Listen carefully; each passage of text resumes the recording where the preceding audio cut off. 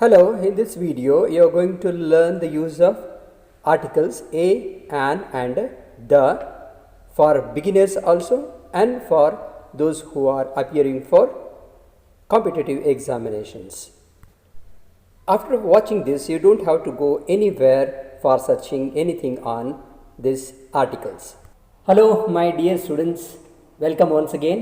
ಈ ವಿಡಿಯೋದಲ್ಲಿ ಇಂಗ್ಲಿಷ್ ಗ್ರಾಮರ್ನ articles a, an and the ಇವುಗಳನ್ನು ಹೇಗೆ ಉಪಯೋಗ ಮಾಡೋದು ಅಂತ ನಾನು ನಿಮಗೆ ಹೇಳಿಕೊಡ್ತೀನಿ. ತುಂಬ ಡೀಟೇಲ್ ಆಗಿದೆ ಇದು. ಆದರೆ ಒಂದು ಸಲ ನೀವು ಸರಿಯಾಗಿ ಕಲ್ತುಬಿಟ್ರೆ ಮುಂದೆ ಯಾವುದೇ ಕಾಂಪಿಟೇಟಿವ್ ಎಕ್ಸಾಮಿನೇಷನ್ಗೆ ನೀವು ಹೋದಾಗ ಕೂಡ ಇವುಗಳ ಉಪಯೋಗ ತುಂಬ ಆಗುತ್ತೆ. ಅದಕ್ಕೆ ನಿಮಗೆ ಎಷ್ಟು ಸಾಧ್ಯವೋ ಅಷ್ಟನ್ನು ಪಿಕಪ್ ಮಾಡಿ. ಎ ಮತ್ತು ಆ್ಯನ್ ಉಪಯೋಗ ಮಾಡೋದರಲ್ಲಿ ಬಹಳ ಸುಲಭ, ಆದರೆ ದ ಉಪಯೋಗ ಮಾಡಬೇಕಾದಂಥಲ್ಲಿ ಬಹಳಷ್ಟಿದೆ ಮತ್ತು ಎಲ್ಲಿ ಉಪಯೋಗ ಮಾಡಬಾರ್ದು ಅನ್ನೋದನ್ನು ವಿಡಿಯೋದ ಕೊನೆಯಲ್ಲಿ ಇದನ್ನು ತಿಳಿಸ್ಕೊಡ್ತೀನಿ. ಸೊ ಇದನ್ನು ಸರಿಯಾಗಿ ಕಲೀರಿ. ಹಾಗೆಯೇ ಈ ಚಾನಲ್ನಲ್ಲಿ ಇನ್ನೂ ನಿಮಗೆ ಉಪಯುಕ್ತವಾಗಿರತಕ್ಕಂಥ ಬಹಳಷ್ಟು ವಿಡಿಯೋಗಳಿದೆ. ಅದಕ್ಕೆ ಇದನ್ನು ಸಬ್ಸ್ಕ್ರೈಬ್ ಮಾಡಿಕೊಳ್ಳಿ ಮತ್ತು ಪ್ಲೇಲಿಸ್ಟ್ಗೆ ಹೋಗಿ ಹುಡುಕಿ ನಿಮಗೆ ಸುಲಭವಾಗಿ ಫಸ್ಟ್ ಇಯರ್, ಸೆಕೆಂಡ್ ಇಯರ್ ಮತ್ತು ಕಾಂಪಿಟೇಟಿವ್ ಎಕ್ಸಾಮಿನೇಷನ್ಗೆ ಬೇಕಾಗಿರ್ತಕ್ಕಂಥ ವಿಡಿಯೋಗಳು ನಿಮಗೆ ಸಿಗುತ್ತೆ. ಅವುಗಳನ್ನು ಉಪಯೋಗ ಮಾಡಿಕೊಳ್ಳಿ. ಇಂಗ್ಲಿಷ್ ಗ್ರಾಮರ್ನಲ್ಲಿ ಆರ್ಟಿಕಲ್ಸ್ ಎರಡು ಬಗೆಯದು ಇದೆ. ಒಂದು ಡೆಫಿನಿಟ್, ಒಂದು ಇಂಡೆಫಿನಿಟ್ ಅಂತ. ಡೆಫಿನಿಟ್ ಅಂದರೆ ಇದು ದ ಅಥವಾ ದಿ, ಇದು ನಿರ್ದಿಷ್ಟವಾಗಿರ್ತಕ್ಕೆ ಉಪಯೋಗ ಮಾಡ್ತಕ್ಕಂಥದ್ದು. ಇನ್ನೊಂದಿದೆ ಇಂಡೆಫಿನಿಟ್ ಅಂತ, ಅಂದರೆ ಯಾವುದೋ ಒಂದು ಅನ್ನುವಾಗ ಆ ಒಂದು ಅಂತ ಅನ್ನುವಾಗ ಎ ಅಥವಾ ಆ್ಯನನ್ನು ಬಳಸ್ತೀವಲ್ಲ ಅದು. ಈಗ ನಿಮಗೆ ಎಕ್ಸಾಂಪಲ್ಸ್ ಜೊತೆಗೆ ಅದನ್ನು ನಿಮಗೆ ಕ್ಲಾರಿಟಿಯನ್ನು ಕೊಡ್ತೀನಿ. A black shirt is good in winter ಅಂದರೆ ಎ ಬ್ಲ್ಯಾಕ್ ಶರ್ಟ್ ಅಂದರೆ ಇದು ಯಾವುದೋ ಒಂದು ಅಂತ, ಇಂಥದ್ದೇ ಅಂತಲ್ಲ. ಅದೇ the black shirt you bought is nice, ನೀನು ಕೊಂಡು ತಂದಿರತಕ್ಕಂಥದ್ದೇನಿದೆಯಲ್ಲೋ ಆ ಬ್ಲ್ಯಾಕ್ ಶರ್ಟು ಅಂದಾಗ ನನಗೂ ಗೊತ್ತಿದೆ ಅದು ಯಾವುದು ಅಂತ, ನಾನು ಯಾರಿಗೆ ಹೇಳ್ತಿದ್ದೀನಿ ಅದು ಕೂಡ ಗೊತ್ತಿದೆ. ಹೀಗಾಗಿ ಇದನ್ನು ಸ್ಪೆಸಿಫಿಕ್ ಅಥವಾ ನಿರ್ದಿಷ್ಟವಾಗಿದ್ದು ಅಂತ ಹೇಳ್ತೀವಿ. ಅದಕ್ಕೆ ಅಲ್ಲಿ ದ ಉಪಯೋಗ ಆಗಿದೆ. ಅದೇ ಥರ I want a man to help ಅಂದರೆ ಯಾರೋ ಒಬ್ಬ ಆದರೆ ಸಾಕು, ನನಗೆ ಒಂದು ಹೆಲ್ಪ್ಗೆ ಒಬ್ಬ ವ್ಯಕ್ತಿ ಬೇಕು ಅಂತ. ಅದಕ್ಕೆ ಎ ಮ್ಯಾನ್ ಅಂತ ಬಂದಿದೆ. I want the man who helped me yesterday, ಇಲ್ಲಿ ಸ್ಪೆಸಿಫಿಕ್ ಆಯಿತು. ಯಾಕಂದರೆ ನಿನ್ನೆ ಯಾರು ನನಗೆ ಹೆಲ್ಪ್ ಮಾಡಿದ್ರೋ ಅದೇ ವ್ಯಕ್ತಿ ನನಗೆ ಇವತ್ತು ಬೇಕು ಅಂದಾಗ ದ ಮ್ಯಾನ್ ಅಂತ ಉಪಯೋಗ ಆಗುತ್ತೆ. A, an and the adjectives ಆಗಿರೋದ್ರಿಂದ ಇವು ನಾಮಪದಗಳ ಹಿಂದ್ಗಡೆ ಬಳಕೆ ಆಗ್ತವೆ. ಇಲ್ಲಿ ನಿಮಗೆ ಎಕ್ಸಾಂಪಲ್ಸನ್ನು ಕೊಟ್ಟಿದ್ದೀನಿ ಯಾವ್ಯಾವ ರೀತಿ ಉಪಯೋಗ ಮಾಡಿದಾರಂತೆ. ಇಲ್ಲಿ ಇದನ್ನು ನಿಲ್ಲಿಸಿಬಿಟ್ಟು ನೀವು ಇವುಗಳನ್ನು ಎಲ್ಲಗಳನ್ನು ಬರ್ಕೊಳ್ಳಿ. ಈಗ ಎ ಮತ್ತು ಆ್ಯನ್ ಬಳಕೆಯನ್ನು ಸ್ವಲ್ಪ ಡೀಟೇಲ್ ಆಗಿ ನೋಡೋಣ. ಇಲ್ಲಿ ನೀವು ಶಬ್ದಗಳನ್ನು ನೋಡ್ತಾ ಹೋಗಿ ಎಲ್ಲವೂ ಯುದಿಂದ ಸ್ಟಾರ್ಟ್ ಆಗಿದೆ ಮೊದಲು, ಆಮೇಲೆ ಎರಡನೇ ಸಾಲಿನಲ್ಲಿ ಎಲ್ಲವೂ ಎಚ್ಚಿನಿಂದ ಸ್ಟಾರ್ಟ್ ಆಗಿದೆ ಶಬ್ದಗಳು. ಆದರೆ ಅ ಯೂನಿಟ್ ಅಂತಾಗಿದೆ, ಆ್ಯನ್ ಅಗ್ಲಿ ಮ್ಯಾನ್ ಅಂತಾಗಿದೆ, ಅ ಯೂನಿವರ್ಸಿಟಿ ಅಂತಿದೆ, ಆ್ಯನ್ ಅಲ್ಸರ್ ಅಂತ ಇದೆ. ಅದೇ ಥರ ಆ್ಯನ್ ಅವರ್ ಅಂತಿದೆ, ಎ ಹಾರ್ಸ್ ಅಂತಿದೆ. ಎಚ್ಚಿನಿಂದ ಸ್ಟಾರ್ಟ್ ಆಗಿದ್ದರೂ ಕೂಡ ಇಲ್ಲಿ ಒಮ್ಮೆ ಎ ಬಂದಿದೆ, ಒಮ್ಮೆ ಆ್ಯನ್ ಬಂದಿದೆ. ಇದು ಯಾಕೆ ಹಿಂಗಾಗತ್ತೆ ಅಂತಂದರೆ ಇದಕ್ಕೆ ಮುಖ್ಯವಾಗಿ ಲೆಟರ್ ಮುಖ್ಯ ಅಲ್ಲ, ಇದಕ್ಕೆ ನಮಗೆ ಉಚ್ಚಾರಣೆ ಭಾಳ ಮುಖ್ಯ. ಇಲ್ಲಿ ಮತ್ತಷ್ಟು ಎಕ್ಸಾಂಪಲ್ಸ್ ಇದೆ, ಇವುಗಳನ್ನು ನೋಡಿ ಬರ್ಕೊಂಡು ಗಮನಿಸಿ ಯಾವ ಥರ ಎ ಮತ್ತು ಆ್ಯನನ್ನು ಉಪಯೋಗ ಮಾಡಿದ್ದಾರೆ ಅಂತ. ಸಾಮಾನ್ಯವಾಗಿ 8th ಸ್ಟ್ಯಾಂಡರ್ಡ್ನಲ್ಲಿ ಅಥವಾ 9th ಸ್ಟ್ಯಾಂಡರ್ಡಲ್ಲಿ ನಿಮಗೆ ಇದರ ಬಗ್ಗೆ ಕಲಿಸುವಾಗ ಭಾಳ ಡೀಪಾಗಿ ಹೋಗದೇನೆ A, E, I, O, U ಇವುಗಳಿಂದ ನಿಮ್ಮ ಶಬ್ದ ಸ್ಟಾರ್ಟ್ ಆಗ್ತಿತ್ತು ಅಂದರೆ ಆ್ಯನನ್ನು ಬಳಸ್ರಿ ಅಂತ ಹೇಳಿಕೊಟ್ಟಿರ್ತಾರೆ. ಆದರೆ ಅದು ಸರಿಯಾದದ್ದು ಅಲ್ಲ. ಈಗ ಹೆಚ್ಚಿನದನ್ನು ನೀವು ಕಲಿಬೇಕು. ಅಂದರೆ ಲೆಟರ್ ಮುಖ್ಯ ಅಲ್ಲ, ನಮಗೆ ಉಚ್ಚಾರಣೆ ಮುಖ್ಯ ಅಂತ. ಅದು ಮೊದಲ ಭಾಗದ ಉಚ್ಚಾರಣೆ, ಒಂದು ಶಬ್ದದ ಮೊದಲ ಭಾಗದ ಉಚ್ಚಾರಣೆ ಏನಿರುತ್ತಲ್ಲ ಅದು ಕಾನ್ಸನೆಂಟ್ ಇದೆಯೋ ಅಥವಾ ವೊವೆಲ್ ಇದೆಯೋ ಅನ್ನೋದ್ರ ಬಗ್ಗೆ ನೀವು ನೋಡ್ಕೋಬೇಕು. ಹಾಗಾದರೆ ನೀವು ಆಗಾಗ ಎಲ್ಲ ಶಬ್ದಗಳ ಉಚ್ಚಾರಣೆ ಏನಾಗುತ್ತೆ ಅಂತ ಒಂದು ಸಾರಿ ನೀವು ಕಲ್ತ್ಕೋಬೇಕು, ನೋಡಿಕೊಂಡು ಕಲ್ತ್ಕೋಬೇಕು. ಯಾಕಂದರೆ ಎಷ್ಟೋ ಸಾರಿ ನಮಗೆ ಕಲಿಸಿರ್ತಕ್ಕಂಥ ಸರ್ಗಳೇ ನಮಗೆ ಒಮ್ಮೊಮ್ಮೆ ತಪ್ಪು ಹೇಳಿಕೊಟ್ಟಿರ್ತಾರೆ. ಹಾಗಾಗಿ ಈಗ ಹಾಗಲ್ಲ, ಈಗ ನಿಮಗೆ ಗೂಗಲ್ ಸರ್ಚ್ ಇದೆ, ಹಾಗೆ ಅಲ್ಲಿ ನೀವು ಸರಿಯಾದದನ್ನು ಕಲ್ತ್ಕೋಬಹುದು. ಈಗ ನಿಮ್ಮ ಕೈಯಲ್ಲಿ ಸ್ಮಾರ್ಟ್ಫೋನ್ ಇರೋದ್ರಿಂದ ಏನೇನೂ ತೊಂದರೆ ಆಗೋದಿಲ್ಲ. ಈ ರೀತಿ ಮಾಡ್ಕೊಳ್ಳಿ. ಫಸ್ಟು ಗೂಗಲ್ಗೆ ಹೋಗಿ ಅಲ್ಲಿ ಈ ಹೋಟೆಲ್ ಅಂತಕ್ಕಂಥದ್ದನ್ನು ಹೇಗೆ ಮಾಡ್ತಾನೆ, ಹೋಟೆಲ್ಲ ಅಥವಾ ಹೋಟೆಲ್ಲ ಅಂತ ಅನುಮಾನ ಇದೆ ಅಂತ ತಿಳ್ಕೊಳ್ಳಿ. ಹೋಟೆಲ್ ಅಂತ ನೀವು ಅಲ್ಲಿ ಹೊಡೆ HOTEL ಅಂತ ಹೊಡೆದ್ರಿ. ಅದಾದಮೇಲೆ ಇಲ್ಲಿ ಪ್ರೊನೌನ್ಸ್ ಅಂತ ಬರಲಿಲ್ಲ, ಅದು ಬರುತ್ತೆ. ಅಂದರೆ ಪ್ರೋ ಅಂತ ಹೊಡೆದ್ರೆ ಪ್ರೋ ಅನ್ನೋಷ್ಟರಲ್ಲೇ ನಿಮಗೆ ಇದು ಪ್ರೊನೌನ್ಸ್ ಅಂತ ಬಂದುಬಿಡುತ್ತೆ. ಆ ಪ್ರೊನೌನ್ಸ್ ಅಂತ ಬಂದ ಮೇಲೆ ಈಗ ಇದು ಓಪನ್ ಆಗುತ್ತೆ. ಇಲ್ಲಿ ನೀವು ಈ ಹೌ ಟೆಲ್ ಅಂತ ಮಾಡಿದೆ, ಅದರ ಮುಂದುಗಡೆ ಒಂದು ಚಿಹ್ನೆ ಇದೆ ನೋಡಿ, ಇದು ಲೌಡ್ ಸ್ಪೀಕರ್ ಚಿಹ್ನೆ. ಅದನ್ನು ನೀವು ಒತ್ತಿದರೆ ಒಬ್ಬ ಹ್ಯೂಮನ್ ವಾಯ್ಸೇ ಬರುತ್ತೆ, ಅದನ್ನು ಹೇಗೆ ಪ್ರೊನೌನ್ಸ್ ಮಾಡಬೇಕು ಅಂತ ಕ್ಲಿಯರ್ ಆಗಿ ಹೇಳಿಬಿಡುತ್ತೆ. ಇಷ್ಟೇ ಸಾಕು. ಈಗ ಮೊದಲಿಗೆ ಎರಡು ಸ್ವರಗಳಿರ್ತಕ್ಕಂಥದ್ದನ್ನು ಮಾಡೋಣ. ಅಂದರೆ AEIOU ಲೆಟರ್ ಕೂಡ ಸ್ವರಗಳು, ವಾಲ್ಸ್ ಅಂತ ಹೇಳ್ತೀವಿ, ಮತ್ತು ಅದರ ಸೌಂಡ್ ಕೂಡ ವೊವೆಲ್ ಸೌಂಡ್ ಇರುತ್ತೆ. ವೊವೆಲ್ ಸೌಂಡ್ ಅಂದರೆ ಯಾವುದು? ನಮ್ಮ ಕನ್ನಡದಲ್ಲಿ ಅ ಇ ಈ ಉ AIOO ಅಂ ಇವುಗಳಿಂದ ಸ್ಟಾರ್ಟ್ ಆಗಿತ್ತಂದರೆ ಆ್ಯನನ್ನು ಬಳಸಬೇಕು. ಇಲ್ಲಿ ಆ್ಯಂಟ್ಗೆ ಬಳಸುವಾಗ ನಾವು ಆ್ಯಂಟ್ ಅಂತ ಮಾಡಿದ್ದೀವಿ ನೋಡಿ. ಅದೇ ಆ್ಯಂಟ್ಗೆ ಹಿಂದೆ ನೀವು ಬ್ಲ್ಯಾಕ್ ಅಂತ ಹಚ್ಚಿಬಿಟ್ರೆ, ಬ್ಲ್ಯಾಕ್ ಆ್ಯಂಟ್ ಅಂತ ಹಚ್ಚಿದಾಗ ಅಲ್ಲಿ ಎ ಆಗಿ ಕನ್ವರ್ಟ್ ಆಯಿತು. ಯಾಕಂದರೆ ಇಲ್ಲಿ ಆ್ಯಂಟ್ ಅನ್ನೋದು ಮುಖ್ಯ ಆಗೋದಿಲ್ಲ, ಆದರೆ ಹಿಂದ್ಗಡೆ ಇರತಕ್ಕಂಥ ಅಬ್ಜೆಕ್ಟಿವ್ ಬ್ಲ್ಯಾಕ್ ಆಗುತ್ತೆ. ಬ್ಲ್ಯಾಕಿಗೆ ಬ ಅಂತೀವಿ ಮೊದಲು, ಹಾಗಾಗಿ ಇಲ್ಲಿ ಎ ಬಂತು. An elephant, a baby elephant ನೋಡಿ, ಈ ಥರ ಚೇಂಜಸ್ ಆಗ್ತಾ ಹೋಗ್ತದೆ. ಈಗ ಎರಡು ಕಾನ್ಸನೆಂಟ್ ಇದ್ದದ್ದನ್ನು ನೋಡೋಣ. ಅಂದರೆ ಲೆಟರ್ ಕೂಡ ಕಾನ್ಸನೆಂಟ್ ಮತ್ತು ಸೌಂಡ್ ಕೂಡ ಕಾನ್ಸನೆಂಟ್ ಇರ್ತಕ್ಕಂಥದ್ದು, ಅಂದರೆ ವ್ಯಂಜನಗಳು ಅಂತ. ಅ ಯಾಕ್ ನೋಡಿ, ಯಾಕ್ ಅನ್ಬೇಕು ಇದಕ್ಕೆ. A yak, a yeti, a young man, a yell, a yoke, a dog, a planet, ಈ ಥರ ಇವೆಲ್ಲ ಎಕ್ಸಾಂಪಲ್ಗಳನ್ನು ಕೊಟ್ಟಿದ್ದೀನಿ. ಈಗ ನೆಕ್ಸ್ಟ್ ಎಕ್ಸಾಂಪಲ್ನಲ್ಲಿ ಲೆಟರು ಕಾನ್ಸೊನೆಂಟ್ ಅಂದರೆ ವ್ಯಂಜನ, ಆದರೆ ಇದರ ಸೌಂಡ್ ಮಾತ್ರ ವೊವೆಲ್ ಸೌಂಡ್ ಇದೆ. ಇಂಥವು ಯಾವುವು ಅಂತಂದರೆ ಅವರ್. ಇಲ್ಲಿ HOUR ಇದ್ದರೂ ಕೂಡ ಹೆಚ್ ಸೈಲೆಂಟ್ ಆಗಿರುತ್ತೆ ಅಂತ. ಅವರ್, ಆನರ್, ಏರ್ ನೋಡಿ, HAIR ಕೂದಲಿಗೆ ಬಳಸ್ತೀವಲ್ಲ, HAIR ಅದು ಇದ್ದಾಗ ಹೇರ್ ಆಗುತ್ತೆ. ಇದು HEIR ಇದ್ದಾಗ ಏರ್ ಆಗುತ್ತೆ, ಅಂದರೆ ಹೆಚ್ಚು ಕಂಪ್ಲೀಟ್ಲಿ ಸೈಲೆಂಟ್ ಇರ್ತದೆ ಇಲ್ಲಿ. ಅದಕ್ಕೋಸ್ಕರ ಇಲ್ಲಿ ಆ್ಯನನ್ನು ಬಳಸ್ತೀವಿ. ಸೊ ಇಲ್ಲೆಲ್ಲ ಇರ್ತಕ್ಕಂಥದ್ದು ಆ್ಯನ್ ಬಳಸ್ತಾ ಇರೋದು. ಆದರೆ ಹಿಸ್ಟಾರಿಕಲ್ ಫ್ಯಾಕ್ಟ್ ಮತ್ತು ಹೋಟೆಲ್ ಅಂತಕ್ಕಂಥದ್ದು ಹಳೆಯ ಇಂಗ್ಲೀಷ್ನಲ್ಲಿ ಇವುಗಳನ್ನು ಹೋಟೆಲ್ ಬದಲಾಗಿ ಔಟೆಲ್ ಅಂತ ಇದ್ದರು, ಹಿಸ್ಟಾರಿಕಲ್ ಫ್ಯಾಕ್ಟ್ಗೆ ಹಿಸ್ಟಾರಿಕಲ್ ಫ್ಯಾಕ್ಟ್ ಅಂತ ಇದ್ದರು. ಹಾಗಾಗಿ ಆ್ಯನನ್ನು ಬಳಸ್ತಾ ಇದ್ದರು. ಆದರೆ ಈಗ ಹಾಗಲ್ಲ, ಈಗ ಎಯನ್ನೇ ಬಳಸ್ತಾ ಇದ್ದಾರೆ. ನಾವು ಅನದರ್ ವೆರಿ ಇಂಪಾರ್ಟೆಂಟ್ ಫ್ಯಾಕ್ಟರ್, ಈಗ ಇಲ್ಲಿ ಬರ್ತಕ್ಕಂಥವುಗಳನ್ನು ನೋಡಿ ನೀವು, ಶಾರ್ಟ್ ಫಾರ್ಮ್ಸ್ ಇದಾವಲ್ಲ, FBI ಏಜೆಂಟ್ ಇದೆ. ಎಫ್ ಅಕ್ಷರ ವ್ಯಂಜನ ಆಗಿದ್ದರೂ ಕೂಡ, ಕಾನ್ಸನೆಂಟ್ ಆಗಿದ್ದರೂ ಕೂಡ ಅನ್ನುವಾಗ ಮಾತ್ರ ಎಫ್ ಅಂತೀವಿ. ಎ ಮೊದಲು ಬರುತ್ತೆ ನೋಡ್ರಿ, ಬಿಗಿನಿಂಗ್ಗೆ ಮುಖ್ಯ ಅಲ್ವಾ. ಹಾಗಾಗಿ ಎಫ್ ಅಂತ ಬಂದಾಗ ಇಲ್ಲಿ ಆ್ಯನ್ FBI ಏಜೆಂಟ್ ಅಂತ ಆಗುತ್ತೆ. ಅದೇ ಥರ an LT source, an MP, an MLA, an NRI, an RTI activist, an SUV, an x-ray, an 8-year-old boy ನೋಡಿ, 6 years ಇತ್ತು ಅಂತ ತಿಳ್ಕೊಂಡ್ರೆ ಅ 6 years old ಬಾಯ್ ಆಗುತ್ತೆ. ಹಾಗೆ 11, 18 ಎಲ್ಲ ಬಳಸುವಾಗ ಎ ಅಂತ ಬರೋದ್ರಿಂದ ಇದು ವೊವೆಲ್ ಆಗುತ್ತೆ, ಅದಕ್ಕೆ ಇದು ಆ್ಯನನ್ನು ಬಳಸ್ತೀವಿ. ಈಗ ಜಸ್ಟ್ ಅದರ ರಿವರ್ಸ್, ಅಂದರೆ ಇಲ್ಲಿ ಇ ಇಂದ ಸ್ಟಾರ್ಟ್ ಆಗಿದೆ ನೋಡಿ, ಎಲ್ಲವೂ ಇ ಇಂದ ಸ್ಟಾರ್ಟ್ ಆಗಿದ್ದಾವೆ, ಅಂದರೆ ಇದು ವೊವೆಲ್. ಆದರೆ ಇದರ ಉಚ್ಚಾರಣೆ ಮಾತ್ರ ಕಾನ್ಸೊನೆಂಟ್ ಆಗಿರುತ್ತೆ. ಅದಕ್ಕೆ ಇದು ಯುರೋಪಿಯನ್ ಅಲ್ಲ, ಯುರೋಪಿಯನ್, ಯೂಲಾಜಿ, ಯೂರೋ, ಯುನಕ್, ಯುರೇಕಾ ಅಂತ. ಸೊ ಇವುಗಳೆಲ್ಲ ಹಿಂದ್ಗಡೆ ಹಾಗಾದರೆ ಎ ಬಳಕೆ ಆಗುತ್ತೆ, ಯಾಕಂದರೆ ಇದು ಇದರ ಉಚ್ಚಾರಣೆ ಕಾನ್ಸನೆಂಟ್ ಉಚ್ಚಾರಣೆ ಆಗಿರೋದ್ರಿಂದ. ಇಲ್ಲಿ ಕೂಡ ಅದೇ ಥರದ ಎಕ್ಸಾಂಪಲ್ಸನ್ನು ಕೊಟ್ಟಿದ್ದೀನಿ ಇವುಗಳನ್ನು. ಆಮೇಲೆ ನೌನ್ ಹಿಂದ್ಗಡೆ ಒಂದು ಅಬ್ಜೆಕ್ಟಿವ್ ಇತ್ತಂದರೆ ಅಬ್ಜೆಕ್ಟಿವ್ನ ಮೊದಲ ಪ್ರೊನೌನ್ಸಿಯೇಷನ್ ಏನಿರುತ್ತೋ ಅದನ್ನೇ ತಗೋಬೇಕಾಗತ್ತೆ. ಈಗ ಎಕ್ಸ್ಪೀರಿಯನ್ಸ್ ಅಂತಿದೆ, ಎಕ್ಸ್ಪೀರಿಯನ್ಸ್ ಅಂತ ಅನ್ನೋದು ಈದಿಂದ ಸ್ಟಾರ್ಟ್ ಆಗಿದೆ, ಎ ಉಚ್ಚಾರಣೆ ಎ ಇದೆ, ಹಾಗಾದರೆ ಇದು ವೊವೆಲ್. ಆದರೆ ಹಿಂದ್ಗಡೆ ಏನಿದೆ, ಯೂನಿಕ್ ಅಂತ ಇದೆ, ಹಾಗಾಗಿ ಯು ಅನ್ನೋದು ವ್ಯಂಜನ ಆಗಿರೋದ್ರಿಂದ ಅ ಯೂನಿಕ್ ಎಕ್ಸ್ಪೀರಿಯನ್ಸ್ ಅಂತ ಆಗುತ್ತೆ. ಇಲ್ಲಿ ಕೊಟ್ಟಿರ್ತಕ್ಕಂಥದ್ದೆಲ್ಲವೂ ಎ ಉಪಯೋಗ ಮಾಡ್ತಕ್ಕಂಥವೇ. Now let's learn the use of the definite article the or the. ಒಂದೊಂದು ಸಲ ಬರುತ್ತೆ ಸರ್, ಒಮ್ಮೆ ದ ಅಂತೀರಿ, ಒಮ್ಮೆ ದಿ ಅಂತೀರಿ ಅಂತ.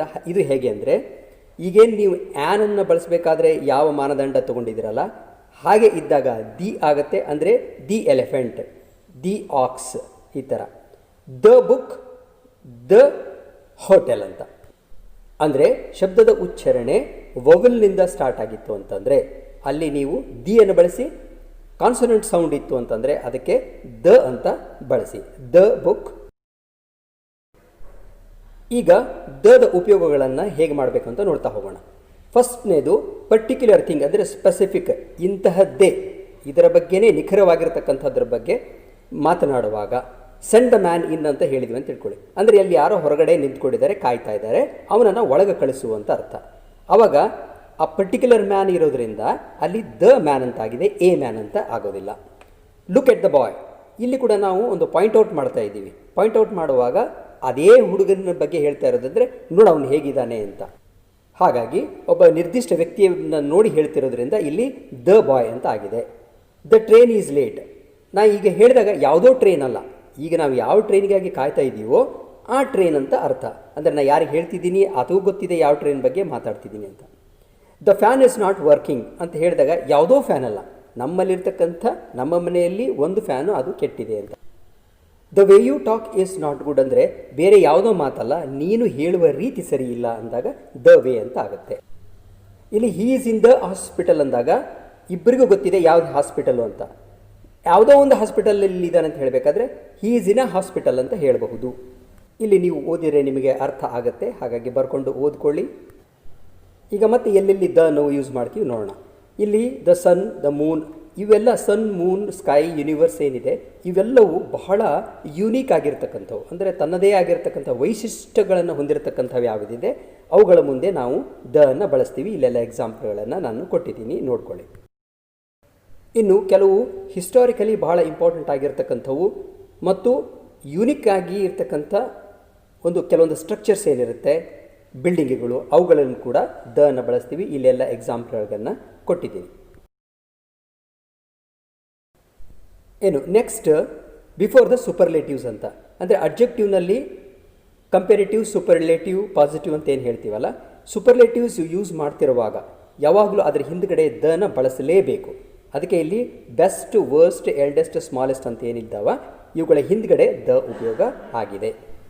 ಆಮೇಲೆ ರೋಮನ್ ನಂಬರ್ಸ್ ಮತ್ತು ಕಾರ್ಡಿನಲ್ ನಂಬರ್ಸ್, ಅಂದರೆ ಕಾರ್ಡಿನಲ್ ನಂಬರ್ಸ್ ಅಂದರೆ first, second, third, fourth, fifth ಅಂತೀವಲ್ಲ, ಇವು ಕಾರ್ಡಿನಲ್ ನಂಬರ್ಸ್. 1, 2, 3, 4 ಅಂದರೆ ಅವು ಆರ್ಡಿನಲ್ ನಂಬರ್ಸ್. ಹಾಗಾಗಿ ಅವುಗಳ ಮುಂದೆ ಕಾರ್ಡಿನಲ್ ನಂಬರ್ಸ್ ಬಳಸಿದಾಗ ಫಸ್ಟು, ಫಿಫ್ತು, ಸಿಕ್ಸ್ತ್ ಅಂತ ಬಳಸಿದಾಗ ದ ಅನ್ನು ಬಳಸ್ತೀವಿ. ಅದೇ ಥರ last but one, final, middle ಅಂತಿದ್ದಾಗ ಕೂಡ ದ ಬಳಕೆ ಆಗುತ್ತೆ. ನೆಕ್ಸ್ಟು ಭೂಗೋಳಕ್ಕೆ ಸಂಬಂಧಪಟ್ಟಿರ್ತಕ್ಕಂಥವು, ಅಂದರೆ ಜಿಯೋಗ್ರಫಿಕಲ್ ಫೀಚರ್ಸ್ ಏನಿರುತ್ತೆ ಅವುಗಳ ಹಿಂದೆ ನಾವು ದ ಅನ್ನು ಬಳಸ್ತೀವಿ. ಮೊದಲನೇದು ಮೌಂಟೇನ್ ರೇಂಜಸ್ ಅಂತಿದೆ, ಬಹಳ ಚೆನ್ನಾಗಿ ಜ್ಞಾಪಕ ಇಟ್ಕೊಡ್ರಿ. ಮೌಂಟೇನ್ ಅಲ್ಲ ಮತ್ತು ಹಿಲ್ ಅಲ್ಲ. ಅಂದರೆ ಈಗ ನಂದಿ ಬೆಟ್ಟ ಅಂತ ಉಪಯೋಗ ಮಾಡಬೇಕಾದ್ರೆ ದ ನಂದಿ ಬೆಟ್ಟ ಅಂತ ಉಪಯೋಗ ಮಾಡಬಾರ್ದು. ಆದರೆ ಹಿಮಾಲಯಾಸ್ ಅಂತಂದರೆ ಇದು ಪರ್ವತ ಶ್ರೇಣಿಗಳು ಅಂತ. ಪರ್ವತ ಶ್ರೇಣಿಗಳಿಗೆ ಮಾತ್ರ ನೀವು ದ ಅನ್ನು ಬಳಸಬೇಕು, ಬರೀ ಪರ್ವತಕ್ಕೆ ಅಲ್ಲ.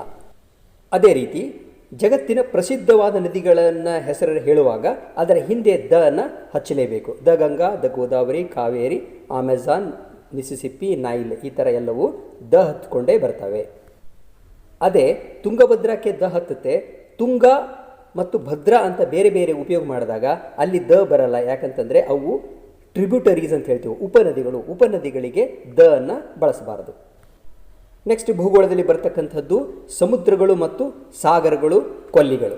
ಇವುಗಳ ಹೆಸರುಗಳ ಹಿಂದ್ಗಡೆ ನಿಮಗೆ ದ ಉಪಯೋಗ ಆಗುತ್ತೆ. ಇಲ್ಲೆಲ್ಲವನ್ನು ಕೊಟ್ಟಿದ್ದೀನಿ, ಇವುಗಳನ್ನು ಬರ್ಕೊಳ್ಳಿ. ಅದೇ ರೀತಿ ಜಿಯೋಗ್ರಫಿಕಲ್ ಫೀಚರ್ಸ್ ಆಗಿರ್ತಕ್ಕಂಥ ಡೆಸರ್ಟ್ಸ್ ಅಂದರೆ ಮರುಭೂಮಿ ಹಿಂದ್ಗಡೆ ದೊಡ್ಡ ದೊಡ್ಡ ಮರುಭೂಮಿ ಏನಿದೆ ಅವುಗಳ ಹಿಂದೆ ದ ಹತ್ತುತ್ತೆ. ಇಲ್ಲೆಲ್ಲ ಎಕ್ಸಾಂಪಲ್ ಕೊಟ್ಟಿದ್ದೀನಿ. ಆಮೇಲೆ ಗಲ್ಫ್ಸ್ ಅಂದರೆ ಕೊಲ್ಲಿಗಳು. ಆಮೇಲೆ ಕೆನಾಲ್ ಅಂದರೆ ನಿಮ್ಗೆ ಗೊತ್ತಿರುತ್ತೆ, ಕಾಲುವೆಗಳು. ಮತ್ತು ಸ್ಟ್ರೇಟ್ಸ್ ಅಂದರೆ ಜಲಸಂಧಿಗಳು ಅಂತ. ಇವುಗಳೆಲ್ಲ ಎಕ್ಸಾಂಪಲ್ ಕೊಟ್ಟಿನಿ. ಇವುಗಳನ್ನು ಮೀರಿ ಏನು ಯಾವುದು ಎಕ್ಸಾಮಿನೇಷನಲ್ಲಿ ಕೇಳಲ್ಲ. ಇವಿಷ್ಟನ್ನು ಕಲಿತ್ರೆ ಆಯಿತು ನೀವು.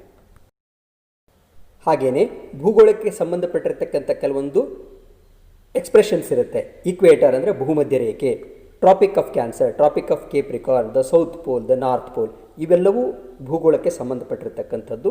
ಅವುಗಳಿಗೆಲ್ಲ ದ ಉಪಯೋಗ ಆಗಿದೆ. ಇನ್ನು ಕೆಲವು ದೇಶಗಳ ಹೆಸರುಗಳ ಹಿಂದ್ಗಡೆ ದ ಅನ್ನು ಬಳಸ್ತೀವಿ.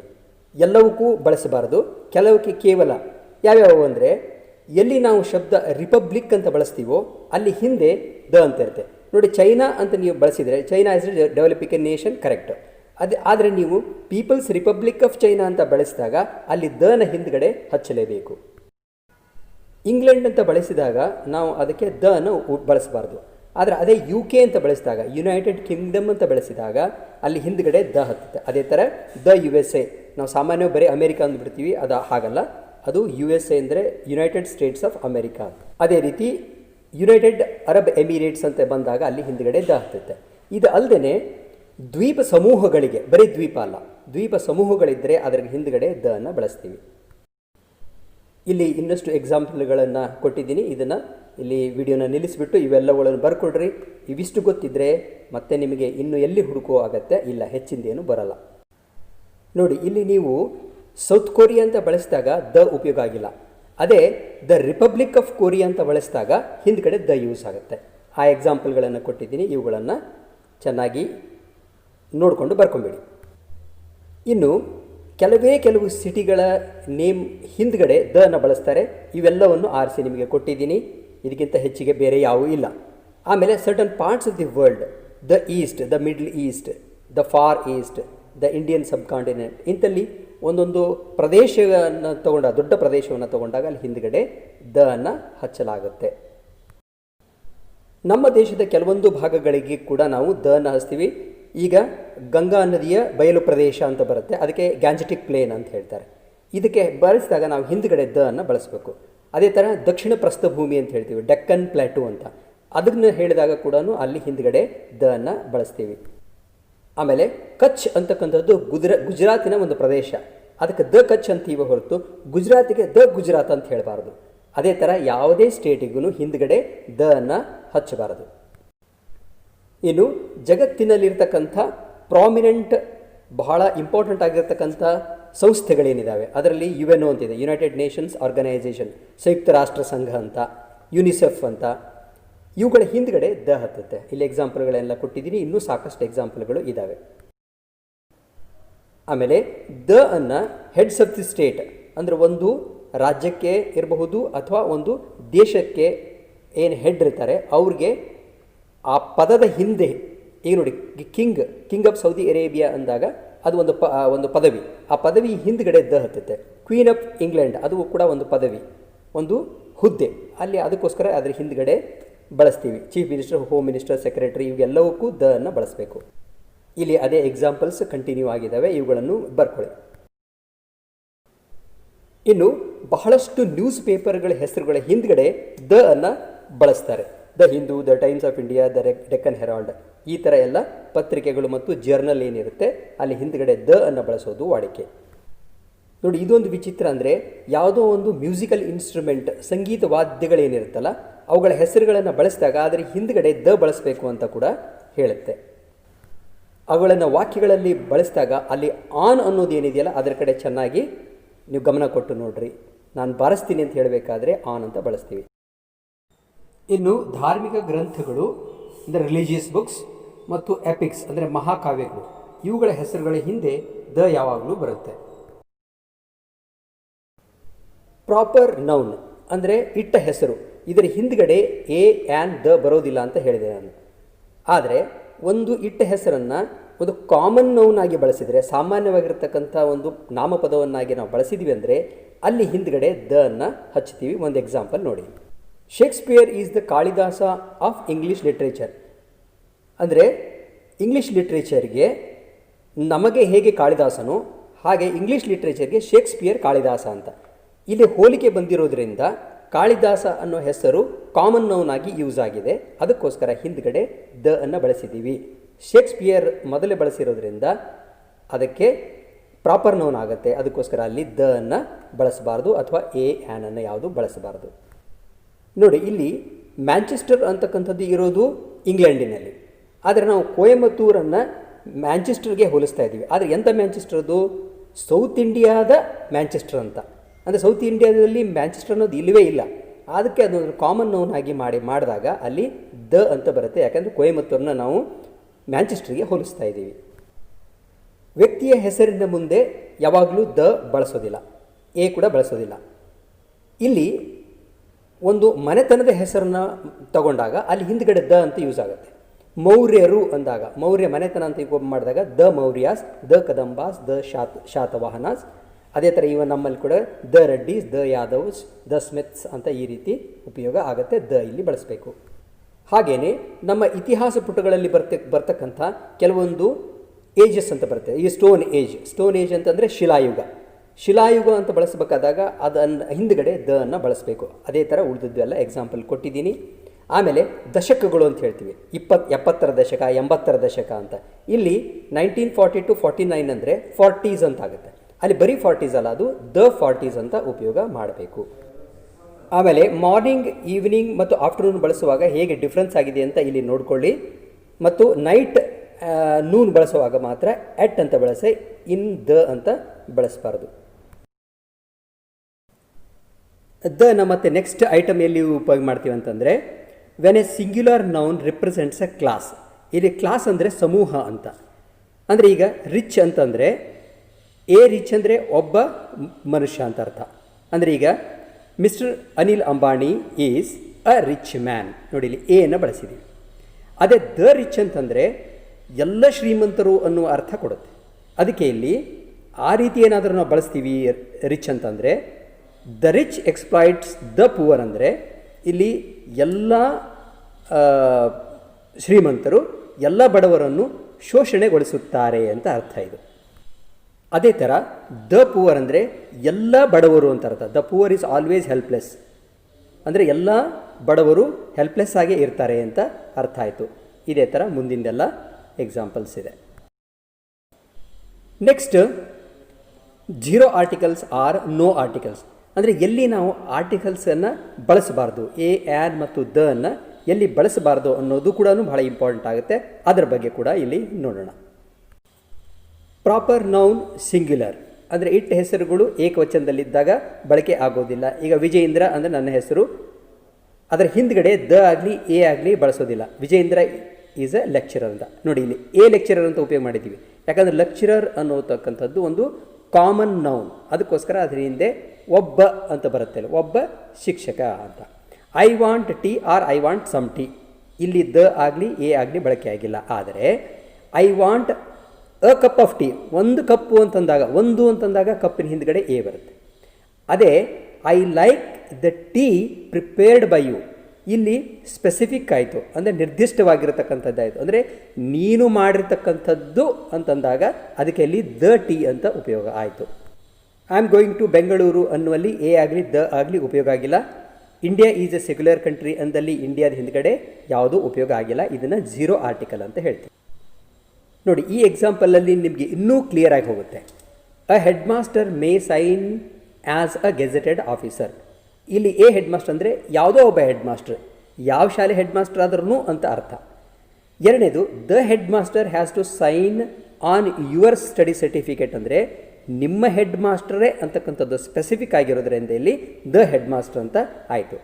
ಯುವರ್ ಹೆಡ್ ಮಾಸ್ಟರ್ ಅಂತ ಉಪಯೋಗ ಮಾಡಿದಾಗ ಯುವರ್ ದ ಹೆಡ್ ಮಾಸ್ಟರ್ ಅಂತ ಉಪಯೋಗ ಮಾಡಬಾರ್ದು. ಮತ್ತೆ ಯುವರ್ ಹೆಡ್ ಮಾಸ್ಟರ್ ಅಂದಾಗ ಅಲ್ಲಿ ಯಾವುದೋ ಆರ್ಟಿಕಲ್ ಬರಲ್ಲ. ಇನ್ನು ಪ್ಲೂರಲ್ ನೇಮ್ಸ್ ಬಂದಾಗ ಅಂದರೆ ಬಹುವಚನ ರೂಪದಲ್ಲಿ ಇತ್ತು ಅಂತಂದರೆ ನಾಮಪದದ ಹಿಂದ್ಗಡೆ ಆಗಲಿ ಆ್ಯನ್ ಆಗಲಿ ದ ಆಗಲಿ ಬಳಕೆ ಆಗೋದಿಲ್ಲ. ಅದಕ್ಕೆ ಇಲ್ಲಿ ಕೌಸ್ ಅಂತಂದಾಗ ಹಿಂದ್ಗಡೆ ಬಳಕೆ ಆಗಿಲ್ಲ.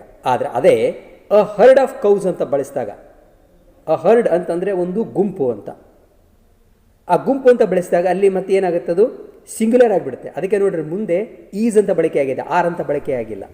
ಹೋಟೆಲ್ಸ್ ಆರ್ ಕ್ಲೋಸ್ಡ್ ಟುಡೇ ಅಂದರೆ ಎಲ್ಲ ಹೋಟೆಲುಗಳು ಇವತ್ತು ಕ್ಲೋಸ್ ಆಗಿವೆ ಅಂತ ಅರ್ಥ. ಅದನ್ನೇ the hotels in our area are closed ಅಂತ ಹೇಳಿದಾಗ ದ ಬಳಸ್ತೀವಿ.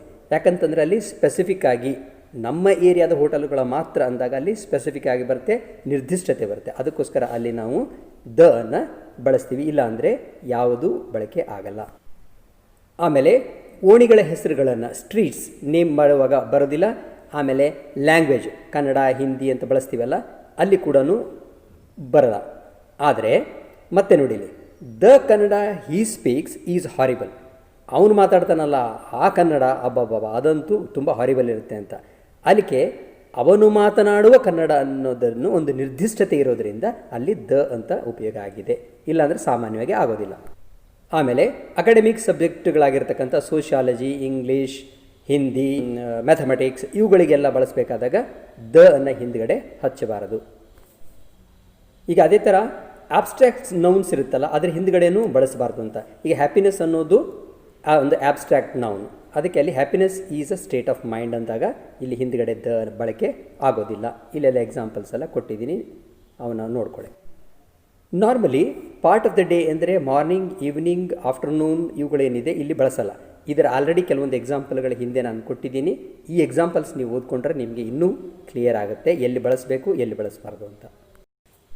ಆಮೇಲೆ ದ ಅನ್ನು ಮೂಮೆಂಟ್ಸ್ ಇರುತ್ತಲ್ಲ, ಅಂದರೆ ಹೋಗಿ ಬರುವತಕ್ಕಂಥದ್ದು, ಟ್ರಾನ್ಸ್ಪೋರ್ಟೇಷನ್, ಅಲ್ಲಿ ಮಾತ್ರ ಇದನ್ನು ಬಳಸಬಾರ್ದು. ಅಂದರೆ he came by car or he came by his car ಅಂತ ಬಳಸಬಹುದು, ಅಲ್ಲಿ ಬಳಕೆ ಆಗಲ್ಲ. ಆದರೆ he came by the car ಅಂತ ಬಳಸಿದಾಗ ಏನು ಅರ್ಥ ಆಗುತ್ತೆ ಅಂತ ನೋಡಿ. ನನಗೂ ಗೊತ್ತು ಅದು ಯಾವ ಕಾರು ಅಂತ, ನೀವು ಯಾರಿಗೆ ಹೇಳ್ತಿದ್ದೀರಿ ಅವ್ರಿಗೂ ಗೊತ್ತು ಅದು ಯಾವ ಕಾರ್ ಅಂತಂದರೆ ಒಂದು ನಿರ್ದಿಷ್ಟವಾದ ಕಾರು ಅನ್ನೋದು ಬಂದಾಗ ಅಲ್ಲಿ ದ ಕಾರ್ ಅಂತ ಉಪಯೋಗ ಆಗುತ್ತೆ. She travels long distances by air. ಇಲ್ಲಿ ಬೈ ಏರ್ ಅಂದರೆ ವಿಮಾನದ ಮೂಲಕ ಅಂತ ಅರ್ಥ, ಹಾಗಾಗಿ ಇಲ್ಲಿ ದ ಅನ್ನು ಬಳಸೋದಿಲ್ಲ. I have come on foot, ನಾನು ನಡ್ಕೊಂಡು ಬಂದೆ ಅಂತ ಹೇಳಬೇಕಾದ್ರೆ ಐ ಕೇಮ್ ಬೈ ವಾಕ್ ಅಂತ ಹೇಳಬಾರ್ದು, ಐ ಕೇಮ್ ಆನ್ ಫುಟ್ ಅಂತ ಹೇಳಬೇಕು. ಆಮೇಲೆ ಬಿಫೋರ್ ಡೇಸ್ ಆ್ಯಂಡ್ ಮಂತ್ಸ್, ಇವುಗಳ ಕೂಡ ಈ ಹೆಸರುಗಳಿಂದ ಮಂಡೇ, ಟ್ಯೂಸ್ಡೇ ಅಂತಾಗಲಿ ಅಥವಾ ಏಪ್ರಿಲ್, ಮೇ ಅಂತಿರುತ್ತಲ್ಲ, ಇವುಗಳನ್ನು ಬಳಸುವಾಗ ಕೂಡ ಇದರ ಹಿಂದ್ಗಡೆ ದ ಅನ್ನು ಅಥವಾ ಎ ಅನ್ನು ಬಳಸಬಾರ್ದು. ಆರ್ಟಿಕಲ್ಸನ್ನು ಇಲ್ಲಿ ಬಳಸೋ ಹಾಗಿಲ್ಲ ಇದರ ಹಿಂದೆ. ಓಕೆ, ಇದು ಆರ್ಟಿಕಲ್ ತುಂಬ ಸಣ್ಣದು ವಿಷಯ ಅಂತ ಅನಿಸಿದರೂ ಕೂಡ ಇದು ಬಹಳ ವಿಸ್ತೃತವಾಗಿದೆ, ಬಹಳ ಡೀಟೇಲಲ್ಲಿ ನಾನು ಕೊಟ್ಟಿದ್ದೀನಿ. ಇಲ್ಲಿವರೆಗೂ ಯಾರು ಪೇಷನ್ಸ್ಲಿಂದ ಈ ವಿಡಿಯೋನ ನೋಡಿದಿರೋ ಅವರಿಗೆ ಅನಿಸುತ್ತೆ ಇದು ಎಷ್ಟೊಂದು ಆಳ ಇದೆ ಅಂತ. ಅದಕ್ಕೆ ಇದನ್ನು ಚೆನ್ನಾಗಿ ಕಲ್ತ್ಕೊಂಡ್ರೆ ನಿಮಗೆ ಮುಂದೆ ಯಾವುದೇ ಕಾಂಪಿಟೇಟಿವ್ ಎಕ್ಸಾಮಿನೇಷನ್ ಅಪಿಯರ್ ಆದಾಗ ನಿಮಗೆ ಯಾವ ತೊಂದರೆನೂ ಆಗೋದಿಲ್ಲ, ಪರ್ಫೆಕ್ಟ್ ಆಗಿರ್ತೀರ. ಇಲ್ಲಿ ಕೊಟ್ಟಿರ್ತಕ್ಕಂಥ ಮಾಹಿತಿಗಳೆಲ್ಲವನ್ನು ಬರ್ಕೊಂಡು ಇಟ್ಕೊಂಡ್ಬಿಟ್ರೆ ಬಹಳ ಒಳ್ಳೆಯದು ಅಂತ ನನಗನ್ನಿಸುತ್ತೆ. ಅದಕ್ಕಾಗಿ ಎಲ್ಲವನ್ನು ಇನ್ನೊಂದು ಸಾರಿ ನೋಡಿಕೊಂಡು ಅಲ್ಲಲ್ಲಿ ವಿಡಿಯೋಗಳನ್ನು ನಿಲ್ಲಿಸಿ ಎಲ್ಲವನ್ನು ಬರೆದಿಟ್ಕೊಂಡ್ಬಿಡಿ, ಪರ್ಫೆಕ್ಟ್ ಆಗಿಬಿಡಿ. Okay, thank you.